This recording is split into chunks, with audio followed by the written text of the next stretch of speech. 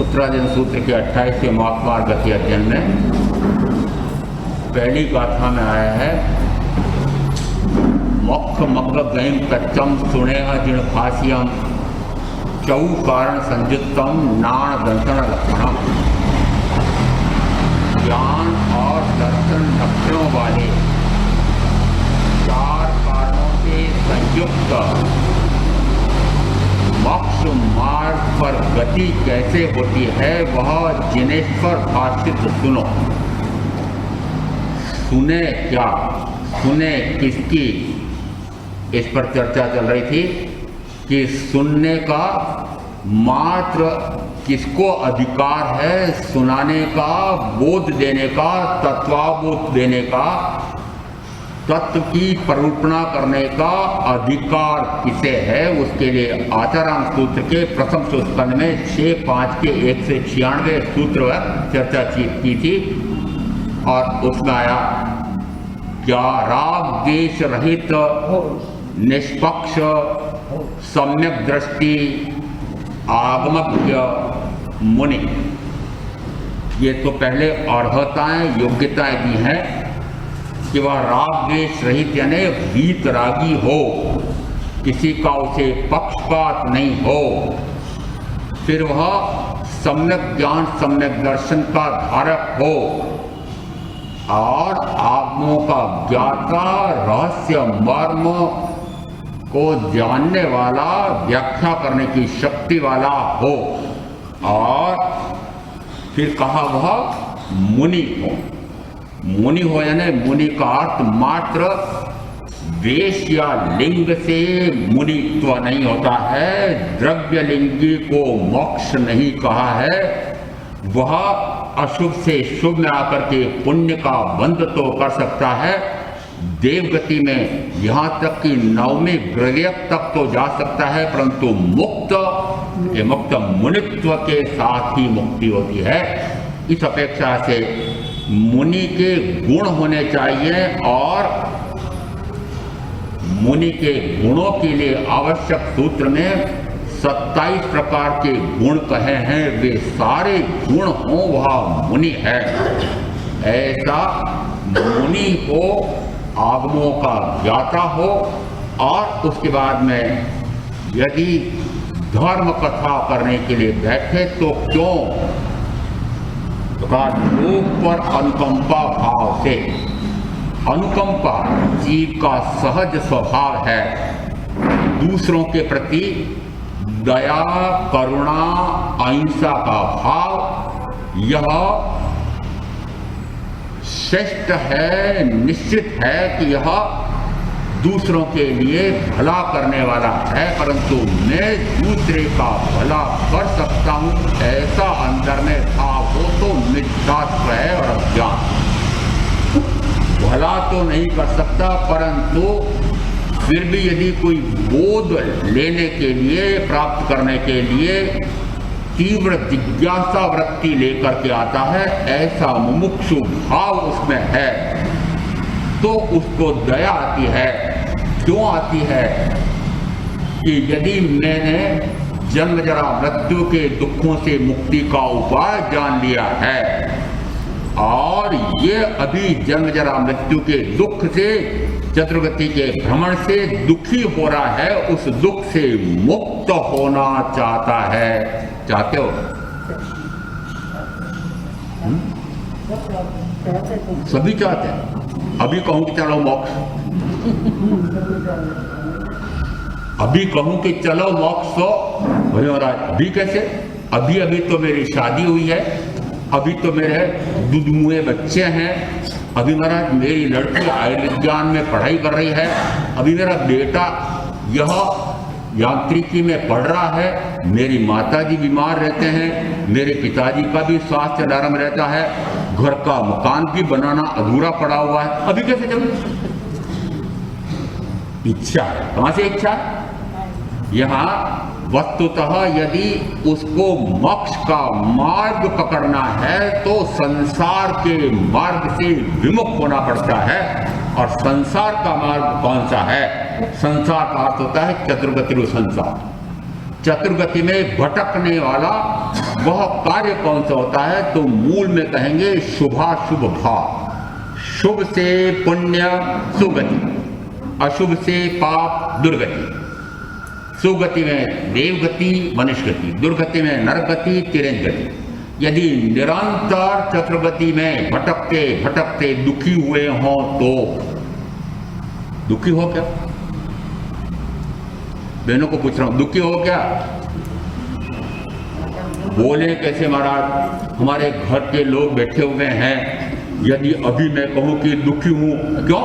इतना सुख पहुंचाने का कार्य करता हूं, तुम्हारे लिए इतना मर खपरा हूं, 18-18 घंटे काम करता हूं 24 घंटे में से, और इतनी सुख सुविधाएं उपलब्ध करा रखी है, और वहां महाराज की तरह हाँ दुखी हूं, हो कि नहीं?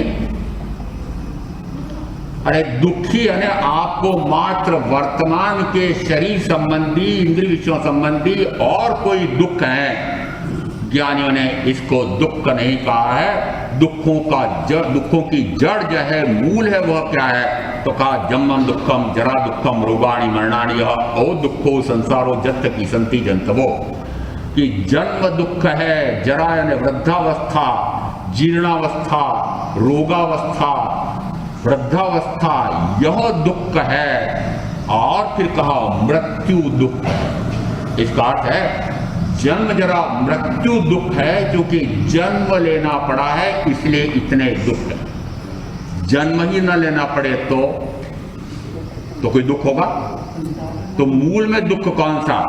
कि जन्म जरा मृत्यु का दुख है। यदि उस दुख से दुखी हुए हो तो सभा की आवश्यकता है, तो धर्म कथा की आवश्यकता है, और अन्यथा तो आवश्यकता ही नहीं है। इसलिए पूछा था कि क्या दुखी हो? यदि दुख से दुखी हो रहे हैं तो उसका मुक्ति का उपाय भी जानने की अंदर में तीव्र जिज्ञासा होती है कि मैं मुक्त कैसे हो जाऊं। दुखों से मुक्ति का उपाय कौन सा है? तो दुखों से मुक्ति का उपाय क्यों सोच रहे हो? दुख जिन जिन कारणों से होते हैं उनको जान लो। दुख किन कारणों से होते हैं? तो कहा शुभ भाव से अशुभ भाव से निरंतर चतुर्गति में जन्म मरण करना पड़ता है।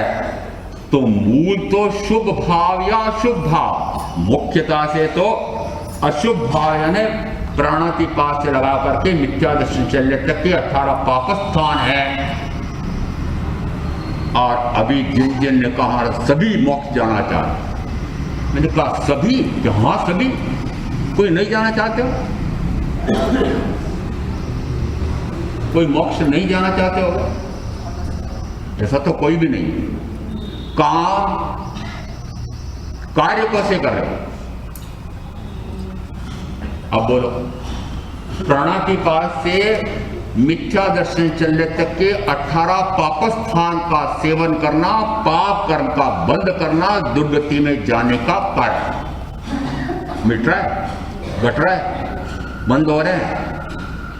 क्या रागादि मंद पड़ रहे हैं? क्या रागादि मिट रहे हैं? रागादि के बिना तो संसार में कैसे रहेंगे? आपको कहाँ रहना? रहना कहाँ चाहते हैं? तो संसार में रहना आपको। तो जिसको संसार में रहना है उसको मुक्त नहीं होना, क्योंकि आप अपने आप को कहते हो मैं तो संसारी जीव हूं, मैं तो गृहस्थ हूं, मैं तो व्यवहारी हूं, मुझे तो संसार के व्यवहार संगवी जी को मुझे तो संसार के व्यवहार निभाने पड़ रहे, मार भी पड़ेगी, मार भी पड़ेगी। इन्हें कहा मुझे संसार के व्यवहार निभाने पड़ते हैं। ये सारी सभा के प्रतिनिधि हैं, इसलिए इनके उत्तर को सबका उत्तर मान लेता हूं। संसारी जीव हूं, संसारी हो ना? अरे संसारी हो कि नहीं है? संसारी हो। जो संसारी है वह संसार में रहना चाहता है, चतुर्गति संसार बढ़ाना चाहता है। चतुर्गति संसार का मूल है संसारी रहना, और चौथे गुण स्थान से संसारी से असंसारी हो जाता है। वह अब संसार को, चतुर्गति संसार को, भवों को परित करने वाला ऐसा कहा जाता है। भव परित का अर्थ होता है अब मुझे भव बढ़ानी नहीं, उसको इस भव का, पर भव का, आदान का, अकस्मात का, अपकीर्ति का, वेदना का और मरण तक का भय नहीं होता है, परंतु भव से भय लगता है। किससे भय? भव से भय लगता है। अब मैं ऐसा कोई कार्य ना करूं कि मेरा भव बढ़ जाए। ऐसा अंदर में जिसका निश्चय हुआ हो वह भव से मुक्त होने का उपाय जानना चाहता है, और ऐसी जिसकी योग्यता है वही सुनने का अधिकारी। प्रवचन सुनने का अधिकार किसको? किसको? यहां आया है लोक पर अनुकंपा भाव से धर्म का आख्यान करे, सद्ज्ञान सुनने के इच्छुक को धर्म का विभेद करके और सद्धर्म का सुफल प्रतिपादित करे। इसका अर्थ है कि प्रथम शर्त आई है इसमें, सद्ज्ञान सुनने के इच्छुक को। सद्ज्ञान किसे कहते हैं? वह ज्ञान जो सतरूप है, वह ज्ञान जो सम्यक है, वह ज्ञान जो सही है, वह ज्ञान जो अपने आप का और पराये का भेद करा देता है, जड़ और चेतन की भिन्नता का ज्ञान और भान करा देता है, आत्मा और शरीर की भिन्नता का भेद बता देता है, जो राग द्वेष मोहादि रूप चतुर्गति रूप संसार के स्थान पर ज्ञान दर्शन चैत्र रूप मोक्ष मार्ग, इन दोनों मार्गों में भेद समझना चाहता है, उसको कहा जाता है सद्ज्ञान। सुनने का इच्छुक। सद्ज्ञान सुनने की इच्छा हो, है क्या? पहले तो पूछूं, है क्या? सद्ज्ञान सुनना चाहते हो क्या? मुझे कहते हैं महाराज अब ये ज्ञान की इतनी ऊंची ऊंची बातें करने बैठ जाते हो, सीधे मोक्ष की बात करते हो, सीधे मोक्ष की बात करते हो। अभी हम संसार में हैं, अभी हम शिशु वर्ग में हैं, आप सीधी एमए की और पीएचडी की पढ़ाई कराना चाहते हो। बड़े आरोप है मेरे पर कि सीधे कहां पहुंचाना चाहते हो? मोक्ष। महाराज अभी सीधे मोक्ष तो नहीं जाना हमको, तो मोक्ष तो सीधे तो नहीं जाना, कुछ करके जाना। क्या करके जाना? क्या करना चाहते हो? वस्तुतः सद्ज्ञान का अर्थ होता है आत्मज्ञान, जिसको आत्मा का स्वरूप समझना है, परमात्मा का स्वरूप समझना है। कर्म, कर्म के आने के कारण, कर्म के आने के रुकने के कारण, कर्म की निर्जरा का उपाय, मुक्ति का उपाय जिसको जानने की इच्छा हो, उसको कहा सद्ज्ञान सुनने का इच्छुक हो। यदि ऐसी इच्छा अंदर में जागृत हुई हो तो फिर स्थानांक सूत्र में कहा कि दो बातें पहले जाने। दो बातें कौन सी जाने? तो कहा एक तो आरंभ और दूसरा परिग्रह। 2-3 स्थानांक सूत्र में आया, यदि आरंभ और परिग्रह को ज्ञ परिज्ञा से जानकर प्रत्याख्यान परिज्ञा से त्यागे नहीं, तब तक केवल प्रत्यक्ष वाणी नहीं सुन सकता, उसको शुद्ध बोधिलाभ की प्राप्ति नहीं हो सकती, उसको शुद्ध ब्रह्मचर्य की प्राप्ति नहीं हो सकती, शुद्ध श्रमणत्व प्राप्त नहीं हो सकता, शुद्ध मति ज्ञान, श्रुत ज्ञान, अवधि ज्ञान, मन पर ज्ञान प्राप्त नहीं हो सकता, और केवल ज्ञान प्रकट नहीं हो सकता।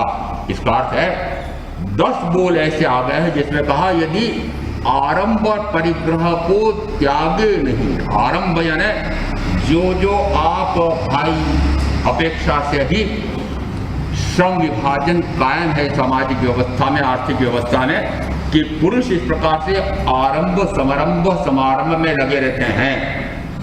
और उस आरंभ समारंभ से जो धन वैभव भोग सामग्री वह अर्जित है, वह सारा ढेर किसके पास रहता है? बहनों को पूछ रहा हूं, किसके पास रहता है? अरे परिग्रह किसके पास है? हाँ, बड़ा समझौता कर रखा है। आप तो कमा कमा के लाओ और ढेर मेरे पास कर दो। दोनों ने मिलकर के ऐसा समझौता कर रखा है, एक आरंभ में लगा हुआ है, परिग्रह में लगा, दूसरा परिग्रह में लगा हुआ है। और आरंभ और परिग्रह में जब तक लगे हुए हैं तब तक कहा जाता है केवल प्रज्ञप्त वाणी सुनने की पात्रता ही नहीं, पात्रता ही नहीं। क्यों? क्योंकि उसको निरंतर भी आरंभ समारंभ की सूझती है। पूरा चुमसा करा है तो क्या हुआ कि यहीं बैठे रह जाएंगे, नौकरी पे नहीं जाएंगे, धंधा नहीं करेंगे, बच्चों को टिफिन नहीं बनाएंगे, बच्चों को पालन पोषण नहीं करेंगे, क्या फालतू बैठे आपके जैसे?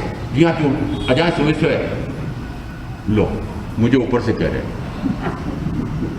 क्या नौकरी करने जाए कि नहीं जाए? कभी मैंने तो ये कहा नहीं कहा जाओ कि मत जाओ, नौकरी करने जाए कि नहीं जाए। आपने तो समय ऐसा रख रखा है कि इधर तो हमारा नौकरी का समय हो रहा है, उधर प्रवचन देना शुरू किया। अरे वही परीक्षा है, परीक्षा कहाँ है? एक तरफ तो चतुर्गति संसार बढ़ाने का कार्य है और दूसरी तरफ चतुर्गति से मुक्ति का उपाय का कार्य है। आप किसका चुनाव करते हो? किसका करते हो? पहले क्या चुनते हो? पहले यदि कमाने का कार्य, पहले भोगने का कार्य किसने लगे? सबसे पहले कमाने। और कमाना आपकी भाषा में बोल रहा हूं, कमाना, खाना, भोगना, मर जाना। क्या कर रहे हो? कमाना, खाना, भोगना, मर जाना। फिर फल बता दो, चतुर्गति में भटकना। यदि ऐसा ही कर रहे हो तो निश्चित है कि चतुर्गति संसार ही बढ़ा रहे हैं। और मुझे कहते हैं चतुर्गति संसार नहीं बढ़ाना है, मुझे तो मुक्त होना है। मुक्त होना है तो उसको अंदर में सद्ज्ञान सुनने की तीव्र जिज्ञासा वृत्ति उत्पन्न होती है। और तीव्र जिज्ञासा वृत्ति, अब ये तीव्र जिज्ञासा वृत्ति कैसे होती है? सुनने की इच्छा तीव्र से तीव्रतम होती है। ये कैसे होती है? दृष्टांत से समझें। एक विशिष्ट विद्वान थे, कोई सभा होने वाली थी और हजारों व्यक्ति सभा के इसमें सुनने के लिए एकत्रित हो गए। और एक सहायक ने बाहर आकर के घोषणा की कि आज सभा में गुरुजी नहीं बोल पाएंगे, कल देखा जाए। दूसरे दिन देखा संख्या आधी रही। फिर आकर के कहा आज भी स्वास्थ्य नरम है और आज प्रवचन नहीं होंगे, सभा नहीं हो पाएगी। दूसरे दिन, तीसरे दिन पाव रह गई और उस दिन फिर घोषणा कर दी कि आज भी प्रवचन नहीं हो पाएंगे। और अब चौथे दिन मुश्किल से 10 भाई बहन एकत्रित हुए और उस दिन सभा हुई। क्यों हुई उस दिन?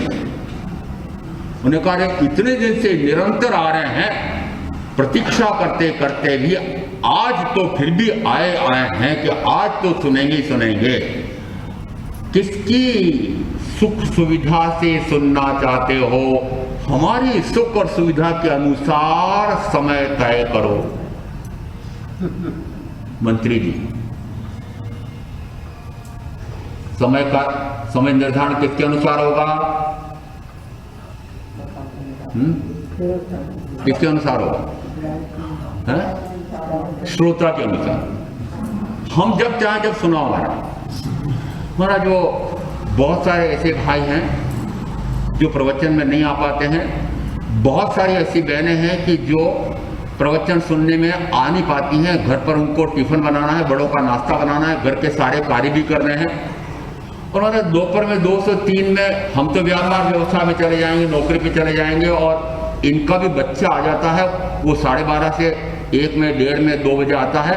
और उस समय मुझे बहनें कहती हैं महाराज इधर तो आपका स्वाध्याय का समय और उधर हमारा बच्चे आने का समय हुआ, 2:30 बजे बच्चा आता है, आपने 2:30 बजे स्वाध्याय शुरू किया। अब वो बच्चा सड़क पर चीख रहा है, रो रहा है, अब मैं पहले उसका रोना देखूं कि आपका स्वाध्याय सुना। अब बताओ कब सुनाने बैठे? महाराज वो रात को 8 से 9 आप सुना सकते हैं क्या? हमारे सिंघवी जी ने पूछा, हमारे साथ बहुत सारे भाइयों की इच्छा है कि रात को 8 से 9 बजे सुनने के लिए आना चाहते हैं। एक बार मैंने देखा परसों 9:15 बजे आकर के मेरे पास बैठे। मैंने कहा ये 9:15 बजे बोला, पहले नहीं कुछ प्रश्न पूछे होंगे उन्होंने। कहा 9:15 बजे आप इस प्रकार के उलझुल प्रश्न पूछ रहे हैं, ये आने का समय? 1.25 घंटा 1.5 घंटा तो प्रतिक्रमण में लगाया और फिर कवन गायन किए और उसके बाद में फिर महाराज के पास। या आपकी इच्छा के अनुसार, आपके समय के अनुसार सदगुरु समय दें। ये सुनने की इच्छा कहलाती है, सद्ज्ञान सुनने के इच्छुक। अब देखना है, लोक पर अनुकंपा भाव से ज्ञानी को, गुरु को दया आती है कि ये जन्म जरा मृत्यु के दुख से मुक्त होना चाहते हैं, इसलिए अनुकंपा का भाव आता है। अनुकंपा जैसे जैसे गुणस्थान बढ़ते चले जाते हैं, वह अनुकंपा बढ़ती चली जाती है और तीर्थंकर परमात्मा को ऐसी अत्यंत करुणा आती है, ऐसी निष्कारण करुणा आती है कि इस जगत के सारे जीव बोध को पा जाएं, सारे जीव बोध को पा जाएं। और वह करुणा प्रतिफल की इच्छा का आकांक्षा से नहीं होती है। वे तो जो करना चाहते थे वे कर चुके। यदि उनका ज्ञान पूर्ण हो गया, दर्शन पूर्ण हो गया, वीतरागता पूर्ण हो गई, तो उन्हें तो अब कुछ भी करना शेष नहीं है, वे तो कृतकृत्य हो गए हैं। परंतु पूर्व के तीसरे भाव में उन्होंने तीर्थंकर नाम गोत्र कर्म का उपार्जन किया था, उसका केवल ज्ञान प्रकट होने के बाद उदय आता है और समक्ष में आए जो मुमुक्षु जीव हैं उनके पुण्य का उदय आया हो तो वाणी खिलती है। किसके पुण्य से? श्रोता के पुण्य से वाणी खिलती। यदि श्रोता का पुण्य है ही नहीं, हीन पुण्य वाला हो, वाणी न खिले, वहां पुनः उनके किसी प्रकार का कर्म का बंध नहीं है। यहां कहलाती है निष्कारण करुणा। कोई कारण नहीं उस करुणा का, वो सहज स्वभाव से जो करुणा होती है उसके कारण से तीर्थंकर परमात्मा की वाणी खिलती है।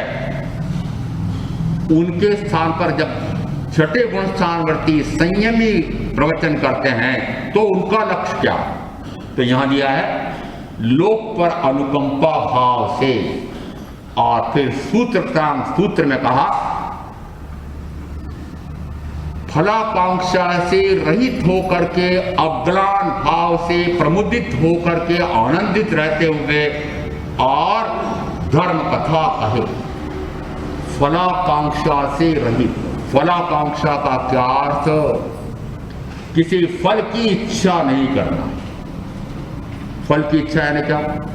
यदि मैं प्रवचन करूंगा तो प्रवचन प्रभावक कहलाऊंगा, लोग मेरी वाहवाही जय जयकार करेंगे, क्या गजब के प्रवचनकार हैं, क्या तत्व ज्ञान है, ऐसा अंदर में मान कषाय, लोक कषाय पाल रखा हो और फिर ऐसी धर्म कथा करे कि सुनने वाले लट्टू हो जाएं,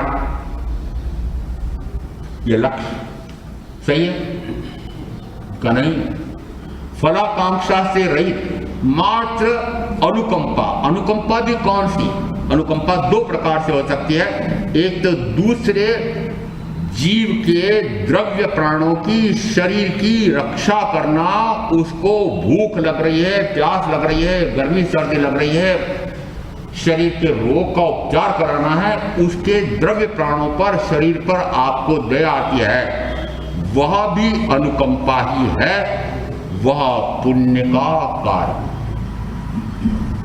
इसका कारण है पुण्य का। आपने किस पर दया की? दूसरे के शरीर संबंधी दुख मिटाने का उपाय किया है। शरीर संबंधी दुख मिटाने का उपाय तो पुण्य में ले जाएगा, परंतु जन्म जरा मृत्यु के दुख से यदि कोई दुखी हो रहा है और उसको उससे मुक्ति का उपाय बताया है, वह संवर में ले जाए, निर्जरा में ले जाए। वाचना को, प्रक्षना को, पर्यटना को, अनुप्रेक्षा को संवर निर्जरा कहा है, ज्ञानावरणीय कर्म की निर्जरा का कारण कहा है। इसका अर्थ है दूसरे जीव ये जन्म जरा मृत्यु के दुख से मुक्त हो जाए, ऐसी अनुकंपा कुछ विशिष्ट प्रकार की अनुकंपा कहलाती है। उस भाव से धर्म का आख्यान करें। आगे दिया इसमें, धर्म का विभेद करके, धर्म का विभेद करने से क्या, धर्म में तो कोई भेद नहीं होते हैं, प्रभेद नहीं होते हैं। धर्म तो एक ही प्रकार का होता है। और वस्तु स्वभाव धम्मो, वस्तु का स्वभाव धर्म है, ऐसा जो कहा जाता है। आत्मा भी एक द्रव्य है, एक पदार्थ है, एक वस्तु है, इसका भी कोई धर्म है और उसका धर्म है शुद्ध स्वरूप का प्रकट हो जाना, ज्ञाता भाव दृष्टा भाव प्रकट हो जाना, वह उसका धर्म है, वह उसका गुण है। वह गुण प्रकट हो जाए, इसमें तो कोई भेद प्रभेद नहीं होते हैं। इस अपेक्षा से कहा सद्धर्म सुनने के इच्छुक, तो अब पहले कहा धर्म का विभेद करके और सद्धर्म के सुफल का प्रतिपादन करें। अब सद्धर्म का अर्थ होता है जिससे शुद्ध स्वरूप प्रकट हो जाए, आत्मा का ज्ञान, आत्मा का भान, आत्मा में रमणता रूप, ऐसा शुद्ध स्वभाव प्रकट होने वाला हो, उसको कहते हैं सद्धर्म। उस सद्धर्म में भेद कैसा, भेद यह है कि यह तो सत रूप है या असत रूप है। सत रूप आत्मा है, असत रूप शरीर आदि। तो सत असत दोनों का भेद समझाए। यह तो राग द्वेष मोह रूपी चतुर्विध संसार का मार्ग है और यह ज्ञान दर्शन चारित्र रूप मोक्ष का मार्ग है। इन दोनों में भेद बताए। पहला इसमें हेय है, दूसरा उपादेय है। तो हेय क्या है, उपादेय क्या है? यहाँ कर्म का आश्रव और बंध, यह हेय है। कर्म का संवर और कर्म की निर्जरा, यह उपादेय है। ऐसा भेद प्रतिपादित करे। यह तो आत्मा का स्वरूप है, यह शरीर का स्वरूप है। इन दोनों का द्रव्य से, क्षेत्र से, काल से, भाव से भेद बता करके कहे कि यह तो मैं हूं ऐसा मानो, यह पराया है ऐसा मानो, ऐसा जानो। इसको कहते हैं धर्म का विभेद करके। फिर कहा उसका सुफल प्रतिपादित करें। सुफल यानी क्या? यदि इस प्रकार का धर्माचरण, शुद्ध धर्म को प्रकट करने का आचरण शुभ भाव में रहते रहते तो अनंत काल हो गया, अशुभ भाव में रहते रहते भी अनंत काल हो गया। इसी कारण से कभी शुभ गति कभी अशुभ गति, ऐसा करते करते अनंत जन्म मरण हो गए हैं। अब शुभाशुभ से निवृत्त होकर के शुद्ध स्वरूप में जाने का पुरुषार्थ। फल क्या होगा? फल होगा कर्म का संवर, कर्म की निर्जरा। उसको कहते हैं सद्ज्ञान। उस सद्ज्ञान का सुफल, तो सद्ज्ञान सुने, उसका सुफल प्रतिपादित करे। अब आ गया है इसमें सद्ज्ञान सुनने के इच्छुक उत्थित या अनुत्थित को।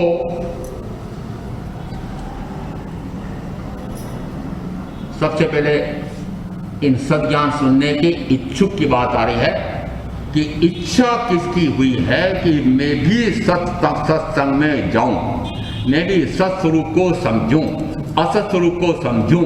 ये चतुर्विध संसार कैसे रचना, इसकी रचना कैसे होती है, चतुर्विध संसार से मुक्ति कैसे होती है, इसका उपाय जानने की अंदर में जिज्ञासा। ऐसी यदि अंदर में तीव्र जिज्ञासा हो, उस समय बाह्य में भी कुछ भूमिका चाहिए। और एक भूमिका दी स्थानांक सूत्र के अनुसार कि वह आरंभ और परिग्रह से विरत हो। प्रातःकाल प्रार्थना में 3 मनोरथ का एक दोहा बोलते हैं। पहला दोहा क्या, पहला भाग क्या आया उसमें? आरंभ परिग्रह है, थोड़ा जोर से बोलो ना। अल्प हो, आरंभ परिग्रह अल्प हो। भावना भाई, तो जिन भाई हो, मुझे पता है बड़े जोर शोर से बोलते हैं। आरंभ परिग्रह अल्प हो। अब आरंभ तो इधर और परिग्रह इधर, दोनों तरफ। अब इन्होंने प्रातः काल एक भावना भाई, आरंभ और परिग्रह अल्प हो ऐसा मैंने धारण किया है। और ये अंत में बोलते हैं ये तीन बातें ही, तीन मनोरथ ही सार हैं। सिंह जी बुलवाते, कौन बुलवाते? तीन बातें क्या है? सार है। सार क्या बोल रहे हैं? सुन लो सब। तीन मनोरथ, ये तीन जो है ये सार पूर्ण है। और शेष निस्सार, शेष निस्सार, यानी शेष में सार नहीं है। और सार और निस्सार किसको कहते हैं? तो पूर्व के उदाहरण है, दृष्टांत देकर कहते हैं, यदि बहन कचरे सहित अनाज को सूपड़े में लेती है तो जिस समय वह उस सूपड़े को फटकती है तो निस्सार तत्व तो बाहर फेंक जाता है और सार तत्व उसके साथ सूपड़े में रह जाता है। उसको क्या करना है? सार को तो ग्रहण कर लेना है और निस्सार को फेंक देना। अब प्रातःकाल आपने कहा यह सार की बात तो यह है कि मैं आरंभ और परिग्रह को क्या करूंगा, क्या करूंगी? अल्प करूंगी। जैसे इन्होंने सुबह संकल्प किया और शाम को मैं भाई के यहाँ दुकान पर, कल कारखाने में, नौकरी में जाकर के वहां जाकर पूछा, हाँ भाई आज प्रातःकाल जो भावना भाई थी मनोरथ चिंतन किया था, जरा बताना आपके आज व्यापार व्यवसाय में कुछ कमी हुई है? महाराज व्यापारी, व्यवसायी, उद्योगपति कम करने के लिए व्यापार करता है कि बढ़ाने के लिए करता है? क्या करने के लिए व्यापार करते हो आप बताएंगे? एक मंडी के व्यापारी हैं आपके यहाँ पर, ये संयोजक भी है चातुर्मास समिति के। हाँ शांतिनाथ जी बताओ, वो धान मंडी में, अनाज मंडी में जो आप जाते हो वो व्यापार बढ़ाने की दृष्टि से जाते हो कि अल्प करने की दृष्टि? बढ़ाने की दृष्टि जाते हो कि घटाने की दृष्टि जाते हो? बढ़ाने के मामला। सुबह मनोरथ कौन सा चिंतन किया?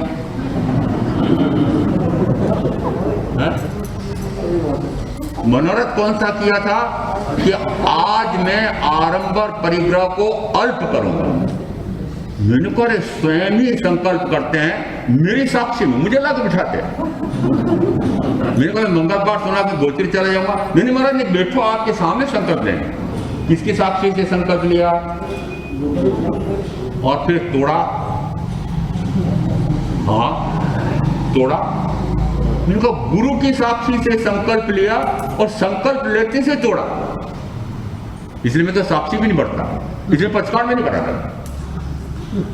जिस समय संकल्प लिया और तोड़ा, चाहे व्यापारी हो, चाहे उद्योगपति हो, चाहे कोई अन्य व्यवसाय करने वाला हो, नौकरी करने वाला हो, निरंतर उसका लक्ष्य रहेगा कि उसका आय का ग्राफ निरंतर ऊंचा होता चला जाए। कौन व्यापारी होगा, उद्योगपति होगा जो घटाना चाहता है? इनकी परीक्षा हो गई। अब बहनों की परीक्षा करते हैं। ये भी चुपचाप बोलती होंगी मुझे इनका सुनाई नहीं दिया था, क्योंकि प्रार्थना करती तो होंगी। और ये भी दोहा तो इन्होंने रटे रखा हो। तोते तो रटते ही हैं, तोते को रटा तो रट जाते हैं। तो रटा दिया किसी ने एक दोहा रटा दिया कि सुबह सुबह दोहा रटा कर, बहुत तोते बना दिए। चलो आज इन तोतों की परीक्षा करते हैं। शाम को मैंने इनसे पूछा जाकर के कि घर में जितनी भोग सामग्री थी, जो चल अचल संपदा थी, प्रातःकाल आपने कहा था कि वह आरंभ और परिग्रह मैं अब अल्प करूंगी, तो अब शाम को आपकी भोजन सामग्री, भोग सामग्री घटी की बढ़ी?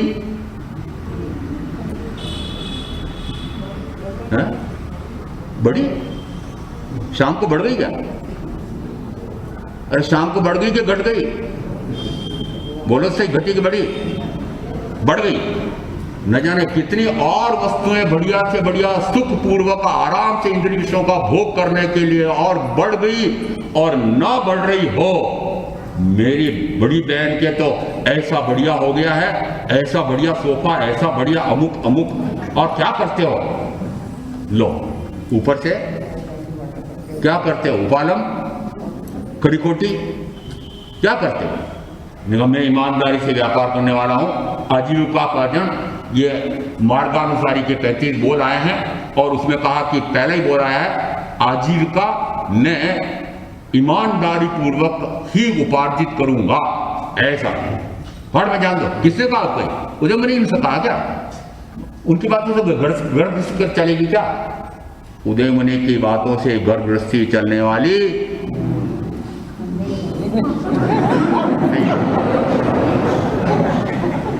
निश्चित है कि उदय मनी की बातों से तो घर गृहस्थी नहीं चलने वाली है। इसलिए भाइयों को कह रहा हूं कि घर वाली की बात सुनोगे तो घर बढ़िया गृहस्थी बढ़िया चलेगी, मेरी बात से तो गृहस्थी टूट जाएगी। आपको क्या करना है? नैतिकता से कमा के आगे बढ़ना। नैतिकता से कमा के आगे बढ़ना। नैतिकता से कमाओगे तो कमाना तो हो गया लोभ कषाय, और नैतिकता में थोड़ा सा यदि नैतिक आचरण करेंगे तो आपके ग्राहकों को ऐसा पक्का विश्वास हो जाएगा कि ये सिंघवी जी की दुकान पर ईमानदारी से वस्तु दी जाती है तो व्यापार बढ़ जाएगा। नीति पूर्वक चलेंगे तो व्यापार और बढ़ जाएगा। देखो क्या बढ़िया नीतियां बना रखी इन्होंने। अरे वस्तुतः नैतिकता कहाँ है? न जाने कितने प्रकार से अनैतिक आचरण करके और लाखों नहीं करोड़ों सैकड़ों करोड़ों की जो आपके आय हो रही है, धन संपदा हो रही है, या ईमानदारी से हो रही है? बोलो, सही बोलो, हो रही है क्या? रोटी तो बिना किसी प्रकार के भयंकर पाप से कमाई जा सकती है, पर ये लाखों नहीं करोड़ों अरबों का जो धन है वह बिना पाप से नहीं कमाया जा सकता। इसलिए जो इस प्रकार से पहले मनोरथ चिंतन कर रहे थे वह झूठ कर रहे, धोखा दे रहे हैं। मुझे नहीं, मैं धोखा नहीं खाने वाला, अपने आप को धोखा दे। आरंभ परिग्रह अल्प करो, आगे की और परीक्षा कर लो। चलो 5 महाव्रत धार बोलते बोलते सिंघवी जी सरीखे को 10 साल, 15 साल, 20 साल, 25 साल, 30 साल और 60 साल, 70 साल की उम्र हो गई, 80 साल की उम्र हो गई, और अभी तक निरंतर 40 साल से बोल रहे हैं मेरा 5 महाव्रत धारण कर लूं, 5 महाव्रत धारण कर लूं, और 1 इंच आगे नहीं सरके। मैंने प्रवचन में आने के पहले सबको संकेत किया थोड़ा सा आगे आगे सड़क के बैठो,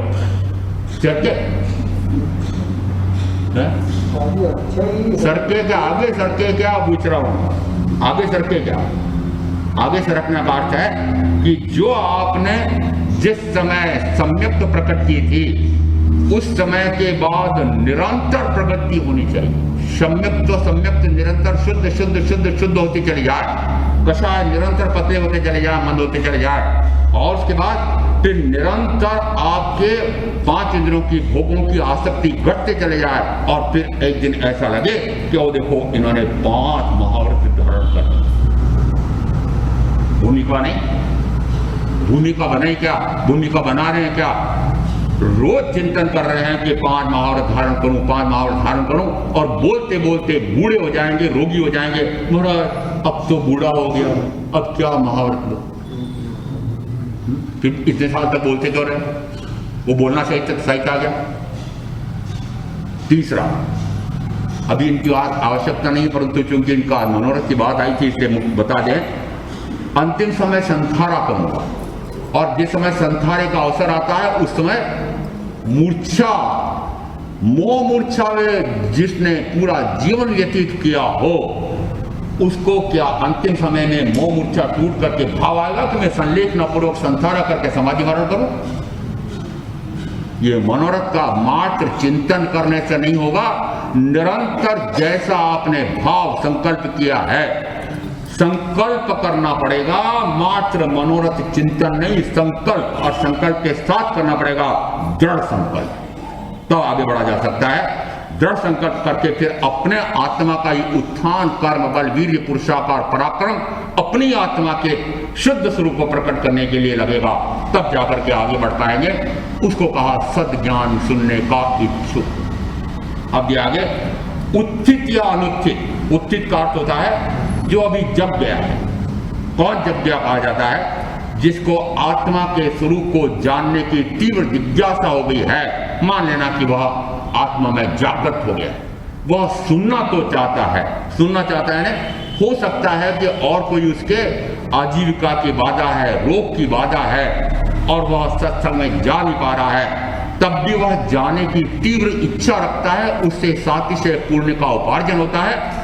ऐसा पूर्व के किसी काल में, पूर्व के किसी भाव में आप सब ने सातिशय पुण्य का उपार्जन किया था। इस कारण से आपको परम वीतरागी परमात्मा की वाणी सद्गुरु के समागम के साथ सुनने का स्वर्णिम अवसर मिला है।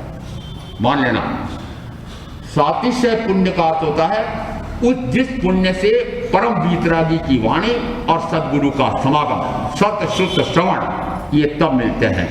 इसका अर्थ है कि यदि ऐसा सुनने का अवसर मिला है तो पूर्व में इस प्रकार से वाणी सुनने का भाव किया हो, वो भाव तो कर लिया। अब भाव के अनुसार आपको ऐसा पुण्य का बंध भी हो गया कि इस भाव में मनुष्य बने हैं, फिर आर्य क्षत्र में जन्मे हैं, फिर आर्य कुल, संस्कारी कुल, शाकाहारी कुल, ऐसे कुल में जन्मे हैं। और आर्य कुल का अर्थ होता है आर्य यानी तीर्थंकरों का वचन सुनने का जहां अवसर मिलता है उसको कहते हैं आर्य कुल। ऐसा ये पद किसी विशिष्ट पुण्य के कारण से मिला है। और ऐसा यदि पुण्य का उदय तो आ गया, फल तो देने के लिए पुण्य आ गया है, और वह पुण्य का उपार्जन करने वाला फल आ गया है, परंतु अब बहाने बनाता है। बहाने कौन से बहाने जनो? मैं किसी भाई बहन को पूछता नहीं कि वे प्रवचन में नहीं आते हो, कि कल क्यों नहीं आए थे। एक बार गलती कर ली थी मैंने दीक्षा के बाद, जिस समय नीमच गया और पूर्व में मेरे साथी, मैं महामंत्री और वो अध्यक्ष 6 साल तक रहे थे।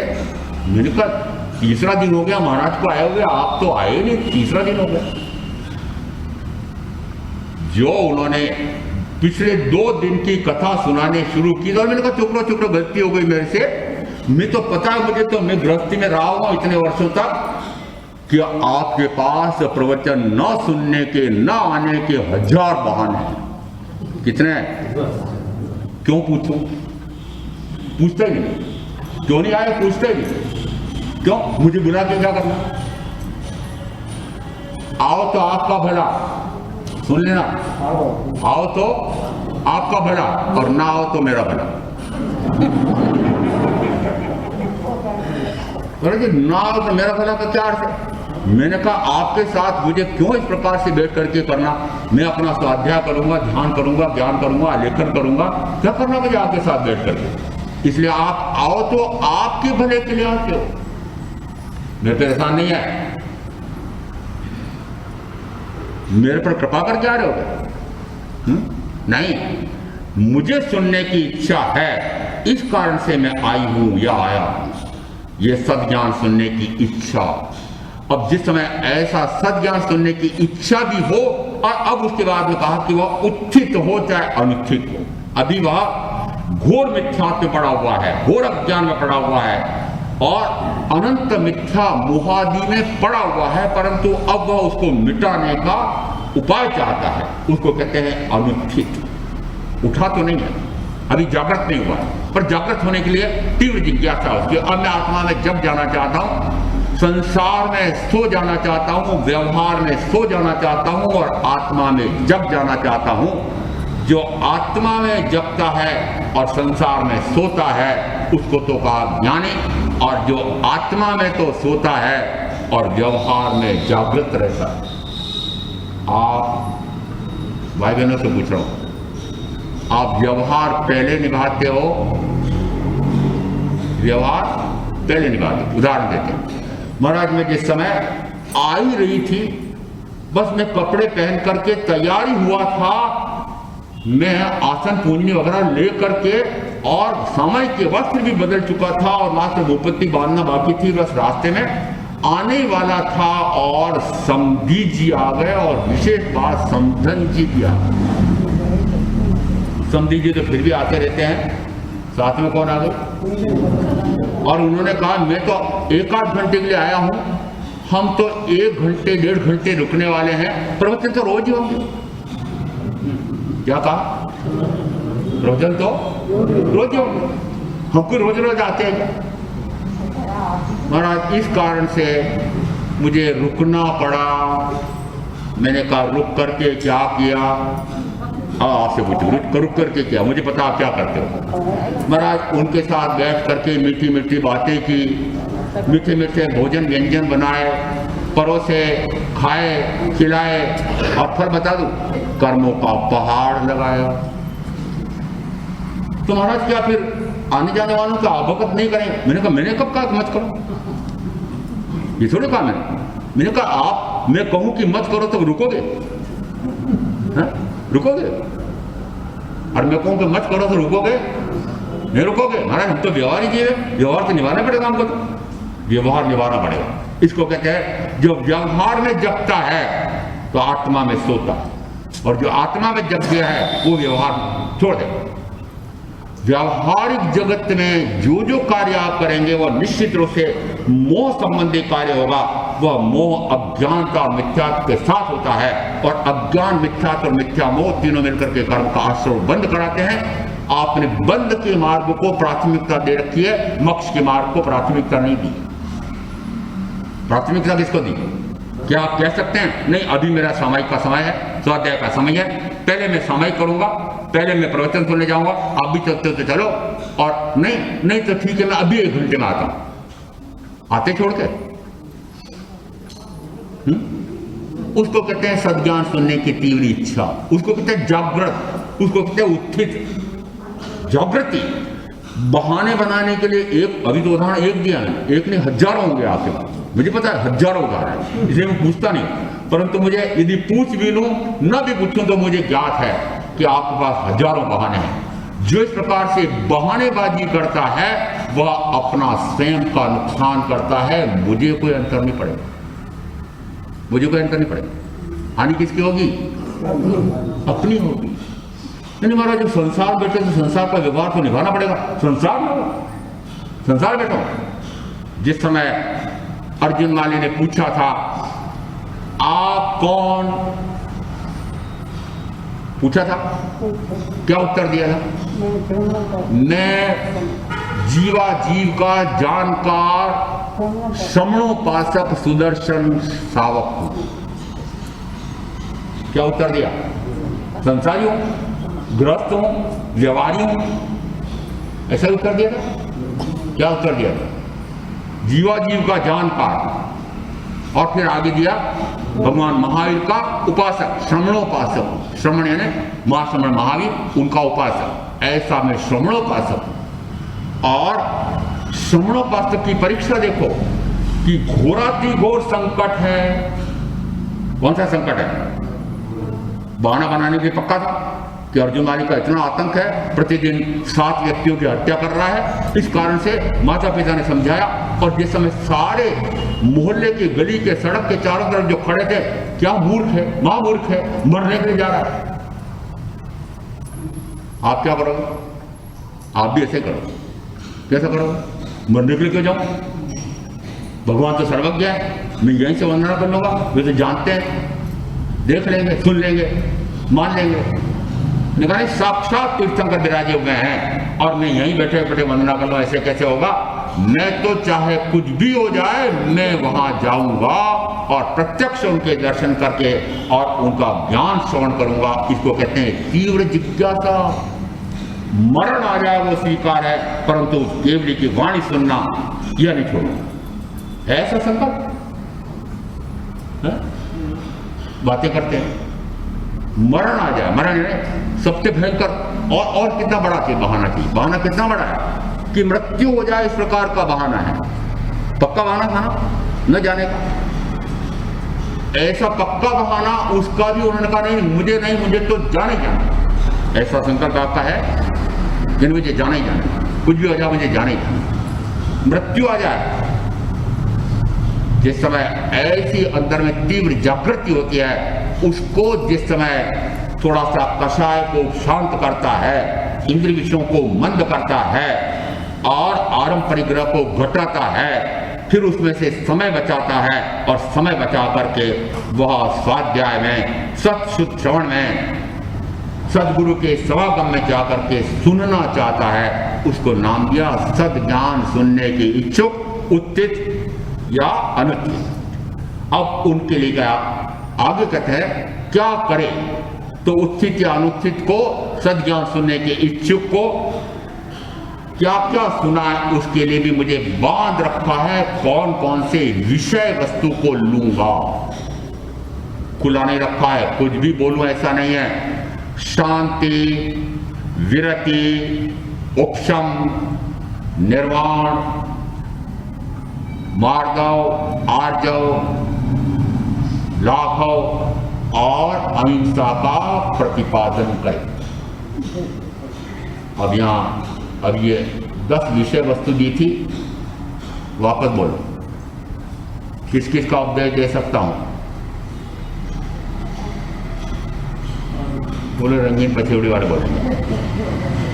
महाराज आपने भी मुझ जैसे बूढ़े को चुना, स्मरण तो रहता ही नहीं है, और अब आपने पूछा जो ऐसा कहते हैं स्मरण तो रहता ही नहीं है। मैंने कहा आपको ये सेवानिवृत्ति राशि मिलती है? हाँ मिलती है। मैंने कहा आपको पता है कि कौन दिन किस दिन बैंक जाना है? हाँ ये तो पता है। फिर वहां जाकर के लेकर आ जाते हैं? हाँ लेकर आ जाता हूँ। मैंने कहा फिर लाकर किसके हाथ में देते हो? पत्नी के हाथ में, बेटे के हाथ में, बहू के हाथ में। मैंने कहा ये सारा तो याद रहता है, ये सारा तो याद रहता है। और मैंने अभी 1 महीने पहले कहा था हाँ किसकी बात का उपदेश दे सकता हूँ? इतनी काम बुद्धि चलती है। तो याद रखो, काम की बात याद रखो और निरर्थक बात को छोड़ दो। काम की बात, जो बात मेरे आत्मा के कल्याण के लिए है वह तो याद रखना है, और दूसरी सारी बातें निरर्थक कचरा है उसको फेंक देना। यदि आपके मस्तिष्क की शक्ति सीमित है, असीम नहीं है, सीमित शक्ति है, उस सीमित शक्ति है, उस कंप्यूटर की प्रणाली में कहते हैं कि उसमें कुछ सामग्री डाटा भरने के लिए एक सीमा है, वहां तक भर दो और उसके बाद में अब उसको बहुत अत्यंत महत्वपूर्ण बात उसमें और भरना हो वो इनकार कर दो। क्या करना पड़ेगा? पहले उसमें जो निरर्थक कचरा भरा हुआ है उसको पहले खाली करना पड़ेगा, और उसके बाद में फिर वो महत्व की बात वहां उसमें भरेगा, स्वीकार करेगा। इसी प्रकार से महत्व की बात तो है आत्मकल्याण की है, और गौण बात या निरर्थक बात है शरीर कहो, इंद्रिय विषयों के भोग कहो, भोगों के साधन कहो, साधनों के लिए व्यापार व्यवस्था, उद्योग धंधे, नौकरी कहो, घर के कार्य कहो, ये सारे ये गौण कार्य हैं। मुख्य कार्य है आत्म साधना का, और जब तक ये मुख्यता गौणता तय नहीं करेंगे तब तक सज्ञान सुनने की इच्छा है ऐसा नहीं कहा जाता है। और ऐसी तीव्र जिज्ञासा लेकर के जिस समय सुनने जाएंगे उसमें क्या सुनाया जाता है, तो उसमें क्या क्या सुना सकता हूं, इसके लिए आया शांति, विरति, उपशम, निर्वाण या मोक्ष, निर्वाण, मार्गव, आर्जव, लाघव और अहिंसा का प्रतिपादन करे। ऐसा तत्व का स्वरूप समझ करके आप जो साधना करेंगे उनका अवश्य कल्याण होगा।